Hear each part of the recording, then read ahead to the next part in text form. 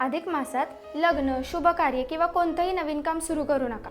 हा महिना अशुभ असतो. पण तुम्हाला माहिती आहे का, अधिक मास हा अंधश्रद्धेचा विषय नसून खगोलशास्त्र आणि भारतीय परंपरेचा सुंदर संगम आहे. भारतीय हिंदू पंचांग हे चंद्राच्या चक्रावर आधारित असतं.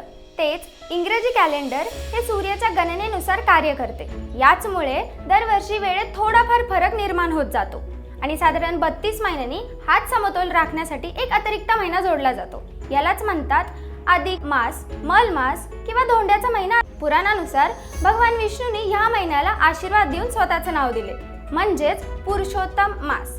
म्हणून या काळात जप, ध्यान, साधना आणि आत्मचिंतन याला जास्त महत्त्व दिलं जातं. म्हणूनच अधिक महिना हा भीतीचा किंवा अशुभ काळ नसून जीवनात थोडं थांबून शांतपणे स्वतःकडे पाहण्याची एक नवीन संधी आहे. तुमच्या घरात अधिक महिन्यात कोणत्या परंपरा पाळल्या जातात? कमेंटमध्ये नक्की सांगा.